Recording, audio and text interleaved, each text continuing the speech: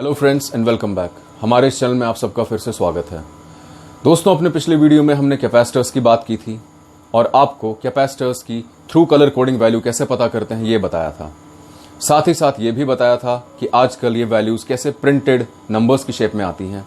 Colour coding जो है ये सिस्टम आजकल फॉलो नहीं किया जाता। अब दोस्तों बात करते हैं टाइप्स ऑफ कैपेसिटर्स की। जैसा रेजिस्टर्स के केस में हम देख चुके हैं, ठीक उसी तरह कैपेसिटर्स की भी दो ब्रॉड क्लासिफिकेशंस हैं, फिक्स्ड एंड वेरिएबल। जैसा कि नाम से पता चल रहा है दोस्तों, फिक्स्ड कैपेसिटर्स वो होते हैं जिनकी वैल्यू फिक्स्ड होती है और वेरिएबल कैपेसिटर्स वो होते हैं जिनकी वैल्यू को हम इलेक्ट्रिकली या मैकेनिकल तरीकों से चेंज कर सकते हैं। सबसे पहले बात करते हैं वेरिएबल कैपेसिटर्स की। वेरिएबल कैपेसिटर्स जो होते हैं दोस्तों, उनका सिंबल ऐसा होता है। ये जो एरो है ये रिप्रेजेंट कर रहा है वेरिएशन को, कि इनकी वैल्यू को हम बदल सकते हैं। वेरिएबल कैपेसिटर्स के दो ब्रॉड टाइप्स हैं दोस्तों, tuning capacitor and trimmer capacitor. Tuning capacitor एक ऐसा कैपेसिटर होता है जिसमें कि एक स्टेटर होता है, एक रोटर होता है। स्टेटर यानी जो फिक्स्ड है, रोटर यानी जो मूव कर रहा है। और रोटर और स्टेटर इस तरह से अरेंज्ड होते हैं कि जब रोटर मूव करने वाला हिस्सा उसे हम मैनुअली या मैकेनिकल तरीके से मूव करवाएं तो जो फुल कांटेक्ट में आएगा स्टेटर के साथ तो कैपेसिटेंस फुल होगी, लेकिन जैसे हमें कम करना है कैपेसिटेंस को तो हम उसे पीछे मूव कराएंगे इस हिसाब से कि स्टेटर के साथ में उसका कांटेक्ट थोड़ा कम हो जाएगा।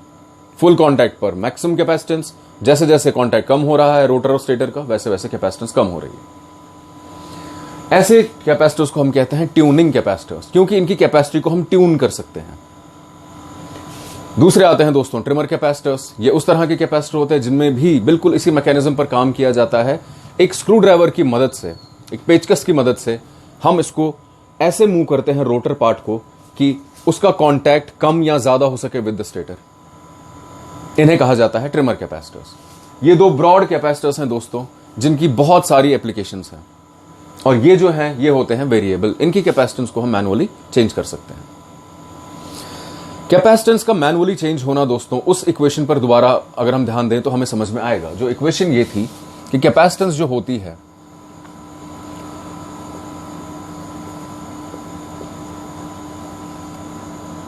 वो एरिया के साथ इनवर्सली प्रोपोर्शनल है, जो प्लेट्स का एरिया है।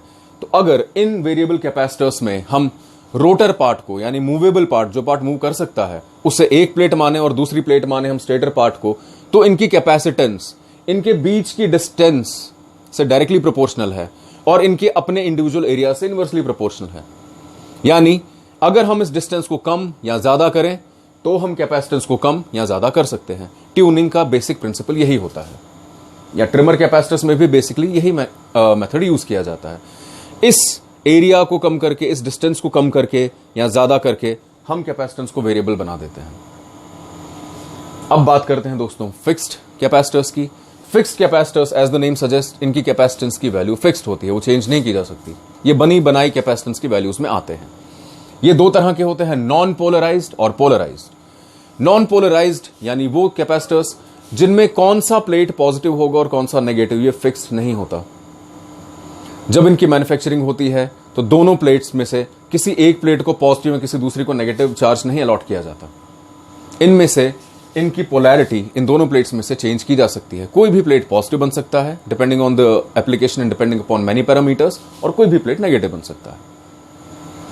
ये होते हैं नॉन पोलराइज्ड। और पोलराइज्ड जो होते हैं दोस्तों, वो वैसे कैपेसिटर्स होते हैं जिनकी बनी बनाई पोलैरिटी आती है। इनमें इंडिकेट किया जाता है कि नेगेटिव टर्मिनल कौन सा है, पॉजिटिव टर्मिनल कौन सा है। फॉर एग्जाम्पल, अगर मैं आपको यहां पर एक कैपेसिटर दिखाऊं तो आप थोड़ा सा ध्यान से देखिएगा। इस कैपेसिटर में दोस्तों इस तरफ में आप माइनस साइन देख रहे हैं, ये देखिएगा। ये जो माइनस साइन है ये नेगेटिव टर्मिनल को रिप्रेजेंट करता है। पॉजिटिव टर्मिनल के ऊपर कोई साइन नहीं होता, जैसा कि आप देख रहे हैं। और दूसरा फर्क, नेगेटिव टर्मिनल छोटा होता है, पॉजिटिव टर्मिनल लंबा होता है नेगेटिव टर्मिनल से। और इन जैसे कैपेसिटर्स पे वैल्यूज लिखी हुई आती हैं, जैसे कि ये 47 माइक्रो लिखा हुआ है, यानी ये कैपेसिटर जो है दोस्तों, अगर आप देख पाए 47 माइक्रोफेरेड की वैल्यू का है। इन जैसे कैपेसिटर्स की जो पोलैरिटी होती है दोस्तों, वो फिक्स्ड होती है, उन्हें कहा जाता है polarised capacitors. Now polarised capacitors होते हैं दो फर्दर तरह के, electrolytic capacitors and super capacitors.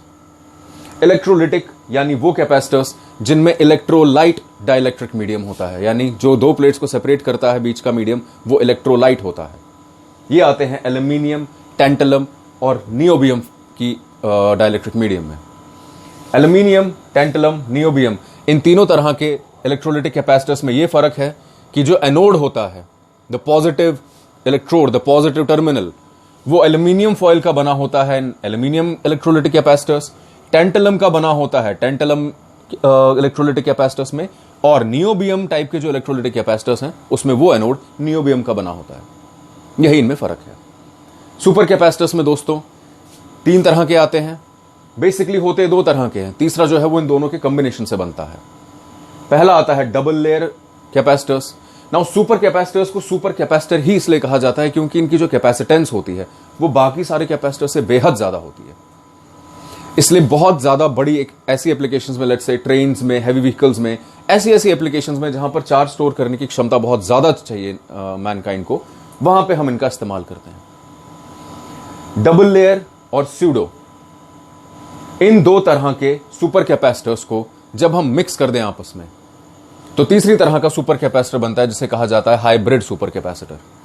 Hybrid super capacitor में दोस्तों एक्टिवेटेड कार्बन का इस्तेमाल किया जाता है टू मेक द कैथोड। जो नेगेटिवली चार्ज इलेक्ट्रोड है, टर्मिनल है कैथोड, वो बनाया जाता है एक्टिवेटेड कार्बन से। ये कैपेसिटर्स काफी महंगे होते हैं, लेकिन इनकी एप्लीकेशंस जैसा मैं बता चुका हूं, ऐसी जगह पे इनकी रिक्वायरमेंट होती है जहां चार्ज को स्टोर करने की हमारी रिक्वायरमेंट बहुत ज्यादा है, क्योंकि भारी मात्रा में चार्ज को स्टोर कर सकते हैं। तो ये इलेक्ट्रोलिटिक और सुपर कैपेसिटर्स बने पोलराइज्ड, फिक्स्ड कैपेसिटर्स।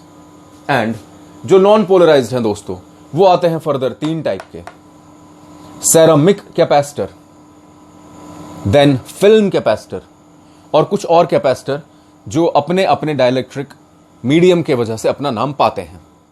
और इसी श्रेणी में ceramic capacitors and then film capacitors भी आते हैं। सेरामिक कैपेसिटर्स को हम फर्दर सब डिवाइड करते हैं क्लासेस में, जैसे कि क्लास 1, क्लास 2। ये क्लासिफिकेशन दोस्तों सेरामिक कैपेसिटर्स का purely on the basis of application होता है। कई जगह हमें स्टेबिलिटी ज्यादा चाहिए होती है तो हम क्लास 1 सेरामिक कैपेसिटर्स यूज करते हैं, कई जगह हमें एफिशिएंसी ज्यादा चाहिए होती है तो हम क्लास 2 सेरामिक कैपेसिटर्स यूज करते हैं। और next in line film capacitors, जैसा कि मैंने बताया, these are of two types, paper and metal. यानी इस पेपर टाइप में the dielectric medium is the paper, और इस केस में it's a film of metal. आज की डेट में ये जो पेपर वाला सिस्टम है ये रिप्लेस हो चुका है विद प्लास्टिक।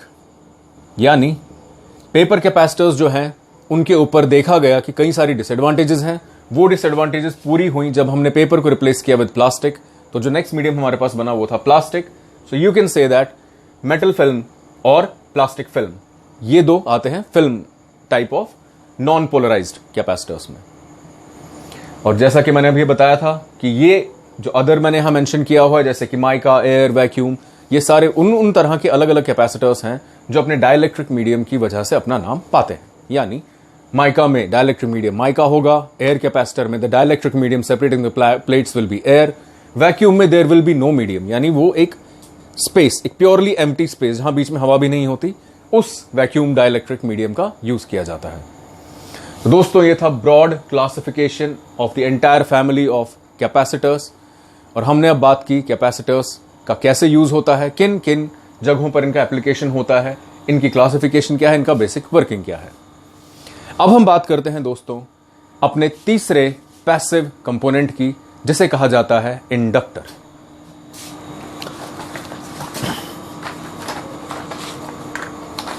तो दोस्तों इंडक्टर जो होता है, इसे आम सर्किट की जब हम बात करते हैं तो इसे एक कॉइल के माध्यम से समझा जाता है। एक कॉइल को ही, जो हम कंडक्टर कॉइल यूज करते हैं, उसी को इंडक्टर कहा जाता है। इंडक्टेंस की बात अब हम करेंगे अपने अगले वीडियो में इन डिटेल, इन डेप्थ, और आपको बताएंगे कि क्यों ये प्रॉपर्टी बहुत ज्यादा एक्सटेंसिवली यूज की गई, क्या होते हैं टाइप्स ऑफ इंडक्टर्स, कैसे इंडक्टेंस का फंक्शन होता है और इंडक्टेंस कितने टाइप्स की होती है। ये सब हमारे अगले वीडियो में। तो उम्मीद है हमारा ये वीडियो आपको इन्फॉर्मेटिव लगा होगा। आपके मन में कोई भी क्वेरी हो, कोई भी दुविधा हो, तो नीचे कमेंट्स में जरूर लिखिए, उसका उत्तर देने में हमें बहुत खुशी होगी। हमारे इस चैनल को कृपया लाइक और सब्सक्राइब जरूर कीजिए। Thank you.